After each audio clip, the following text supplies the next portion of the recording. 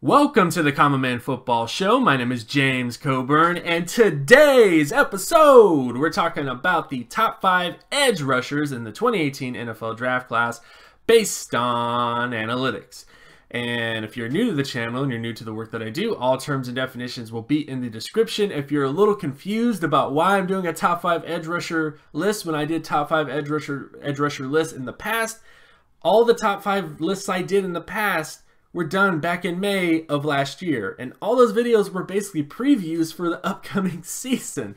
So again, I do understand there's a lot of people that are kind of like, what, you know, you're doing another one of these, but again, this is the final one. Like, this is the legit one. This is it, so to speak, in terms of overall ranking. So this is the one you should be paying attention to the most. Is this top 5 list right here. In this video, we're going to be going over production and athleticism traits to kind of figure out who the top 5 edge rushers are in this draft class. If you're new to the channel and you're new to the work that I do, all terms and definitions will be in the description just as a reminder. And with all that stuff out of the way, let's get to the top 5 edge rushers in this draft class based on analytics. And starting with number 1 overall, or not number 1 overall, but number 5 overall is Ogbonnia Okoronkwo, edge rusher out of Oklahoma. When you get to his production data, he had a 93.41 solo tackle market share score, 88.20 sack market share score, and 95.08 tackle for loss market share score.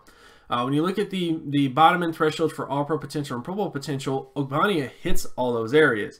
When you look at the averages at the position, he is pretty close to the all-pro averages, but more so falls in line with the Pro Bowl averages, but still a very solid overall production profile for him.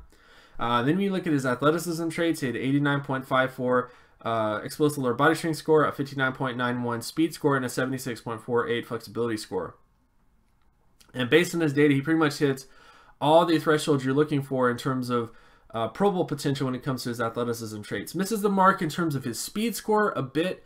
That's the only sort of major question mark with him is his speed score. When you look at the average score for Pro Bowl players, he's pretty much below what the average is for his speed and his flexibility when it comes to Pro Bowl potential, but still a very solid overall profile. So again, I think when it comes to Ogbonnia, he hit Pro Bowl potential production traits and Pro Bowl potential athleticism traits, and that is why he's number 5 on this list. Very strong overall profile. Then we get to the number 4 player on this list, which is Marcus Davenport, edge rusher out of UTSA. When you get to his production data, 97.44 solo tackle score, 91.05 sack score, and 94.59 tackle for loss score.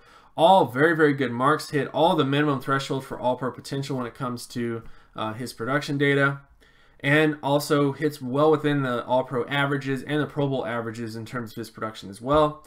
Then, of course, when you get to his athleticism traits, he had a 66.52 explosive lower body strength score, 93.41 speed score, and a 93.09 flexibility score, which more so hits the Pro Bowl area of things. You know, his flexibility score is a little bit off what the All-Pro minimum threshold is.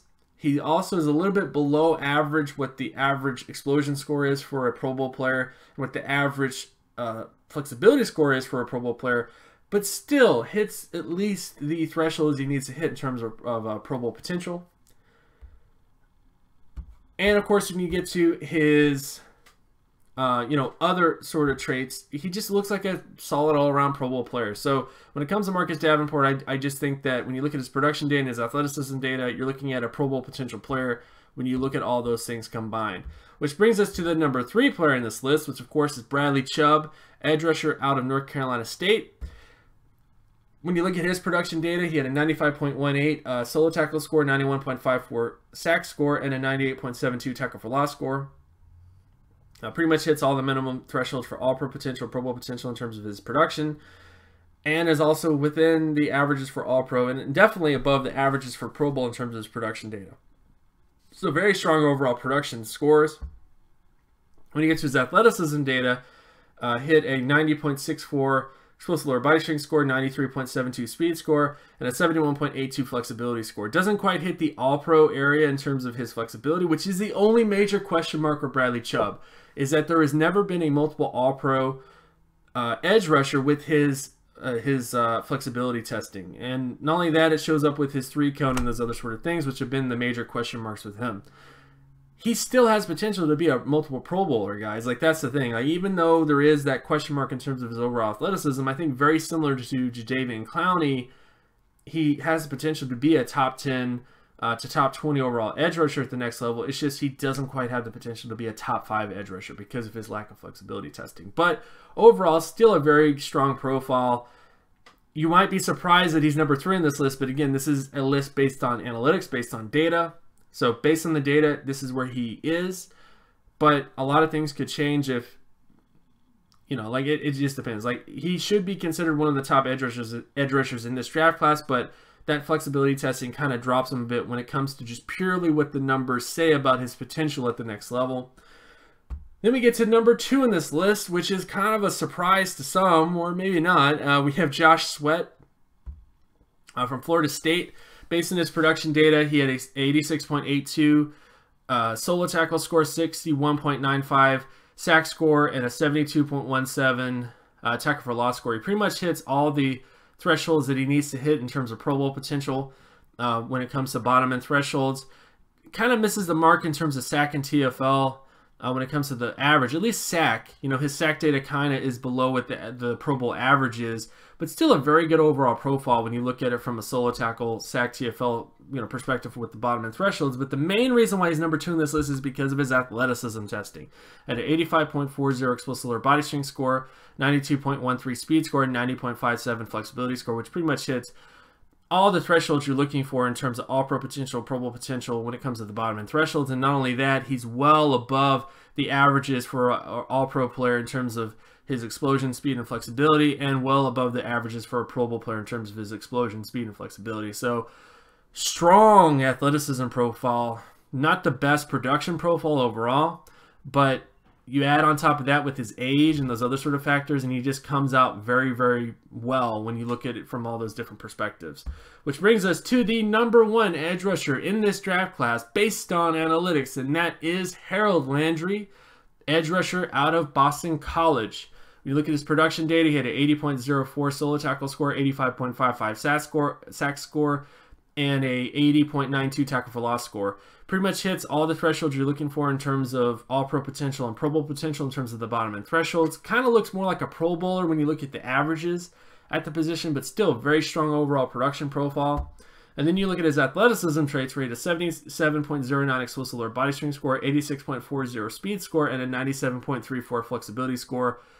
Hits all the All-Pro and Pro Bowl potential thresholds in terms of that data. Looks more like a Pro Bowler than an All-Pro player due to a little bit lack of speed, but still very, very good overall profile. Harold Landry just hits everything, you know, hits most of the boxes you're looking for in terms of Pro Bowl potential overall. I would say this much, though. When it comes to edge rushers in this draft class, the edge rusher that has the most potential in this class is Josh Sweat. His athleticism traits just hit everything that you want. He's a younger player, so there is that potential that he could be even better because he's such a young player. But that's all I can really say, is that the reason why Harold Landry is the top guy is because he just has a better combination. Like, he had a better sack score, a better TFL score, and a pretty solid overall athleticism score.